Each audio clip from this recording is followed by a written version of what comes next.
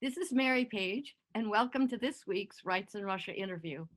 Today, our guest is Peter Reddaway, Professor Emeritus of Political Science and International Affairs at George Washington University.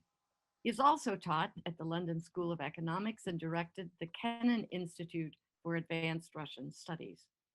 He was one of the first and foremost scholars of the Soviet Union to examine the role of dissidents and human rights activists in the Soviet Union and subsequently the Russian Federation. Peter is the author of many books on Soviet and Russian affairs, including The Dissidents, 2020, Russia's Domestic Security Wars, 2018, The Tragedy of Russia's Reforms with Dmitri Glinski in 2001, Russia's Political Hospitals with Sidney Boch, 1977, and Uncensored Russia in 1972. It's a pleasure to meet you, Professor Reddaway. Thank you so much for joining us. I have a few questions to frame our half-hour interview, so if you're ready, let's get started. Thank you, Mary, for your generous welcome. This is the centenary year of Andrei Sakharov's birth in 1921, and he's being remembered around the world. You knew Sakharov personally, and in your view, what qualities made him such an important figure in the Soviet period? I've thought in my mind, I've identified four main ones. First of all, his quiet fearlessness and courage.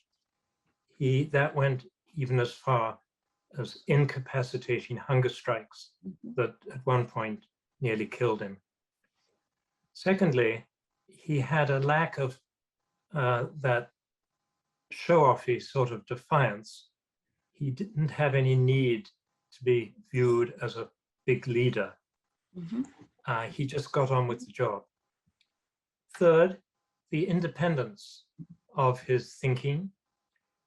He thought things out for himself and usually wrote them down as well. Fourthly, he had good judgment. His aim was to aim for things that were hopefully, if not immediately, believable and achievable. And he was not a maximalist, to put it one way. One of the worst aspects of the Soviet regime was the abuse of psychiatry and the incarceration of dissidents in political hospitals. Why did the Soviet authorities use this particularly inhumane form of treatment to combat dissent? Well, initially, in the 1930s and 40s, the era of Stalin's mass terror, the psychiatric internment practice was only occasionally practiced, and the motivation, oddly enough, was often humane. The idea was to avoid a situation where a particular dissident would be done to death in a concentration camp, of which there were many in that era, and thousands of people died in them. However, after 1959, the situation changed dramatically. And we know this because Khrushchev himself gave a remarkably explicit speech in which he said, "I have released all the political prisoners held under Stalin now. True, there are a few people left in society who are against communism, but the reason for that is that they are mentally ill. And we deal with such people humanely by putting them in mental hospitals." So that was the green light for the development of the mental hospital system of dealing with dissidents. You mentioned concentration camps, and it's true that many dissidents and human rights activists in the Soviet Union suffered hugely for their activism. So what was it that gave dissidents in the Soviet Union their moral strength and courage? A short way of putting it, I think, is the force of example. The early dissidents in the early and mid-1960s, Vladimir Bukovsky, Alexander Yesenin-Volpin, for example, they were prepared to publicly speak out in one form or another. And other potential dissidents who'd been keeping quiet up to then noticed that it's true they were punished sooner or later for their dissent, but it was 1, 2, possibly 3 years in a labor camp or in a mental hospital. It was not death in a concentration camp. So their example spread to other dissidents. Also, they noticed that the news about what happened to them, the information, got out to the Soviet people to some extent through foreign radio stations and also through Samizdat, self-publishing, and small public demonstrations like the one against the invasion of Czechoslovakia in 1968, through the Chronicle of Current Events in Samizdat. And they found through those means that the authorities were no longer as drastic as they had been under Stalin, and something could be achieved through dissent. So do you think it was possible for a more democratic form of politics to take root in Russia rather than the authoritarian regime of Vladimir Putin that we see today? And if so, what went wrong? Well, I think Mr. Gorbachev's rule in the late 1980s showed that the elite in the Soviet Union, as it still was then, wouldn't go along with serious democratization and promotion of human rights, even though Gorbachev wanted to move in that direction and did move to some extent in that direction.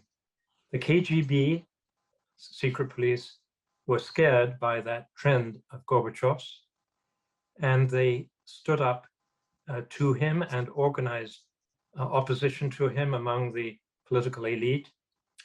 And they eventually managed to get their man, their former member, Vladimir Putin, appointed as the president, or strictly speaking, elected.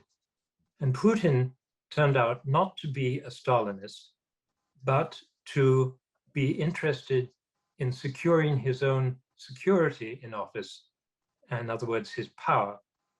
And he relied on the oligarchs whom he promoted and created to some extent to develop their loyalty towards him.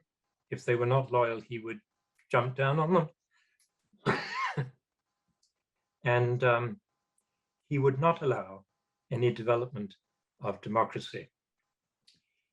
Even if Gorbachev had been more cautious in the late 80s, I don't think it would have been at all easy to develop democracy and human rights in a short period of time. The society was just not ready for it.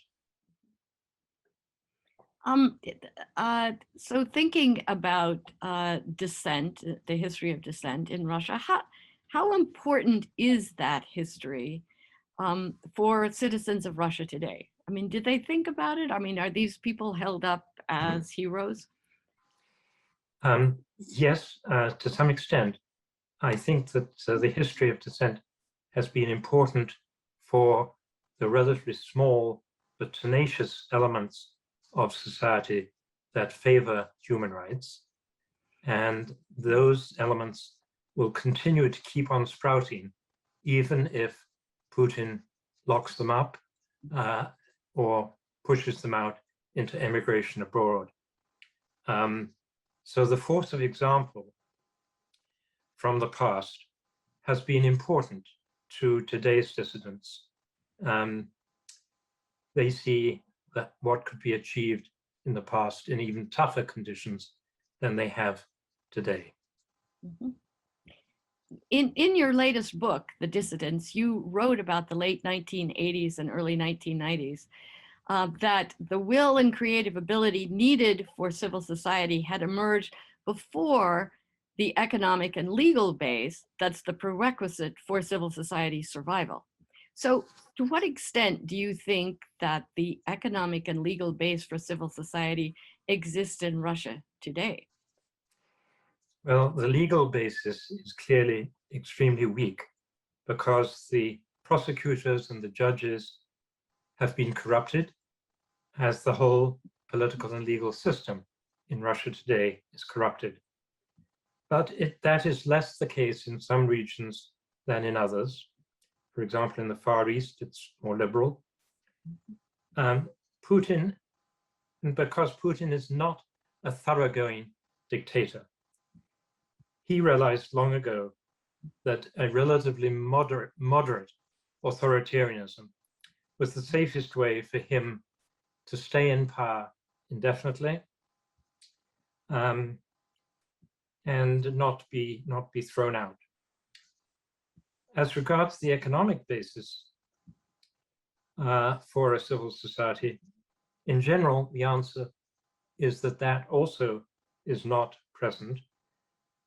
But in the future, when Putin's rule eventually falters, as I'm sure it will, inevitably will, the oligarchs will need to survive, and they will probably turn more towards society to try to gain some support, and probably they will yield to some extent to the elements of civil society that exist today and make some concessions to them. Interesting. So thinking about the future, how strong do you see the human rights movement in Russia today as being, and what is the future for human rights and democratic development in the Russian Federation? Are you optimistic, pessimistic? Well, I'm not going to answer in a simple way like that. The human rights movement certainly is not strong today, but it exists in largely decentralized and weak form. Alexei Navalny, the well-known dissident currently in prison, started generating some centralized elements for such a movement.